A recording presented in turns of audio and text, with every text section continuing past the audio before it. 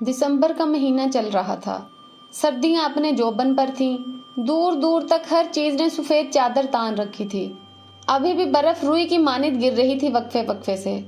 देवदार के दरख्तों की शाखें चटकने की आवाजें सुनाई दे रही थीं। गहरी खामोशी रूह तक में सनसनी पैदा कर रही थी। मिट्टी का कुशादा कमरा जिसमें बीचों बीच जलती लकड़ियों का अलाव दहक रहा था, और इसके इर्द गिर्द हम सब दादी को घेरे में लिए बैठे थे। दादी अम्मा नजरें दहकती लकड़ियों पर जमाए माजी के सफ़ों की वर्क गर्दानी कर रही थी। कुछ देर बाद गला खंगारते हुए गोया हुई। ये उस वक्त का वाक़या है जब पानी की किल्लत के बायस मैं और सुनोबर आपा सहरी के वक्त पानी भरने जाते थे। सुनोबर आपा मुझसे उम्र में काफ़ी बड़ी थी। सुनोबर आपा कभी अजान से पहले और कभी अजान के फौरन बाद पानी भरने के बर्तन ले आती और हमारे घर की दीवार पर बर्तन से ज़रबें लगाती। चूंकि मेरा बिस्तर दीवार के साथ होता, इसलिए मैं फौरन उठ जाती, अपने बर्तन उठाती और बाहर आ जाती। हर तरफ गहरा अंधेरा छाया होता था और गीदड़ों की दिल खराश आवाज़ दिल झंझोड़ देती थी। दिल में ढेरों खौफ लिए हम सहज सहज कर कदम बढ़ाए जाते थे। घर तो चूंकि इस ज़माने में इक्का दुक्का ही मौजूद होते थे और हमें पानी लाने के लिए तवील मुसाफत तय करनी पड़ती थी। झाड़ियों में थोड़ी सी हलचल होती तो हमारा दिल उछल कर हलक में आन पहुंचता। सनोबर आपा काफ़ी मजबूत आसाब की मालिक थी, जबकि मैं काफ़ी डरपोक वाक़या हुई थी। पानी लाना मेरी मजबूरी थी, क्योंकि घर में एक बूढ़ी सास थी और 3 बच्चे, मेरी एक बेटी और 2 बेटे। शोहर तो रोज़ी कमाने के सिलसिले में बाहर निकलते तो महीनों बाद ही वापस लौटते थे। आगे आगे सनोबर आपा होती थी, जबकि पीछे मैं होती थी, और कभी कभार तो मुझे वाज़ेह महसूस होता था कि मेरे पीछे कोई और भी चलता आ रहा है। अपने पीछे उठाए जाने वाले कदमों की आवाज़ में बखूबी सुनती थी, लेकिन मुझे सनोबर आपा हमेशा नसीहत करती थी कि कभी किसी चीज़ के पीछे ना जाना, चाहे तुम कुछ भी देख लो, और कभी पीछे मुड़कर नहीं देखना, चाहे तुम्हें कुछ भी सुनाई दे रहा हो। मैंने उनकी बात को दिल पर नक्श कर दिया। मैं अपने पीछे कदमों की चाप सुनकर जोर से आंखें बंद कर लेती और दिल में आयतल कुर्सी का विर्द शुरू कर देती।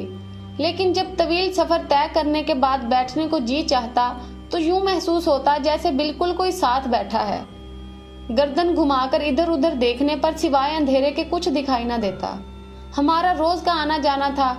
एक रोज मुझे आवाज़ आई कि दीवार पर ज़रबे मारी जा रही हैं। मैं उठी, अपने बर्तन उठाए, लेकिन गहरा अंधेरा देखकर ठठक गई। मुझे यूं महसूस हो रहा था जैसे आधी रात का वक्त हो। मैं बाहर गई तो देखा सनोबर आपा का दूर दूर तक कोई नामो निशान नहीं था। मैंने ये समझकर कदम रास्ते पर डाल दिए कि वो ज़्यादा दूर नहीं होंगी और मैं उन तक पहुंच जाऊंगी। गिदड़ों की आवाज़ें पल भर को मेरे कदम साकित कर देती थीं। मैंने भागना शुरू कर दिया, लेकिन मैं उन तक नहीं पहुंच सकी। बिगड़े तनफ्फुस के साथ मैंने मुसाफत तय की और जाए वकुआ पहुंचकर मेरे अंदर तक सनसनी दौड़ गई। सनोबर आपा वहां मौजूद नहीं थी।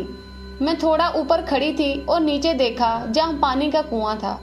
ऐसा महसूस हो रहा था कि कोई पानी के डोल यके बाद दीगरे अपने ऊपर बहा रहा हो। मैंने नीचे जाना जरूरी ना समझा और पानी का डोल उल्टा करके उस पर बैठ गई। लेकिन थोड़ी देर बैठने के बाद भी पानी की आवाज़ मुसलसल आ रही थी।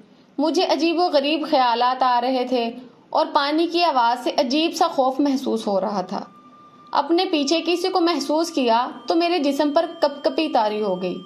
मैंने लरजते हुए पीछे मुड़कर देखा तो किसी का नामो निशान भी नहीं था। वहां एकदम से सन्नाटा छा गया। मेरी हैरत की इंतहा न रही, लेकिन ऐन उसी जगह ऊपर घने दरख्त की शाख पर कोई अजीब सा परिंदा बैठा मुझ पर नजरें गाड़े हुए था। अजीब किस्म का परिंदा था। मैंने कभी ऐसा परिंदा नहीं देखा था। उसका सारा बदन काले बालों से भरा हुआ था।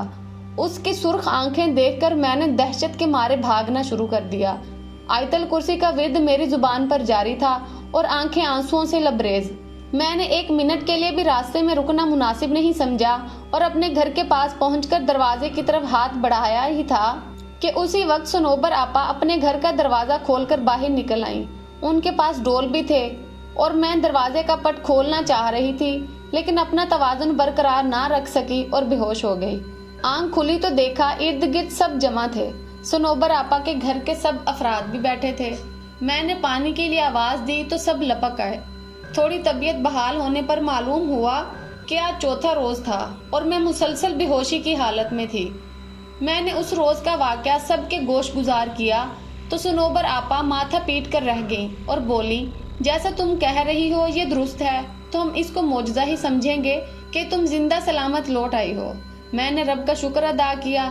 آج بھی بدن پر سنسنی طاری ہو جاتی ہے جب کبھی اس پانی کی آواز اور اس عجیب و غریب پرندے کا بالوں بھرا جسم آنکھوں کے سامنے آ جائے۔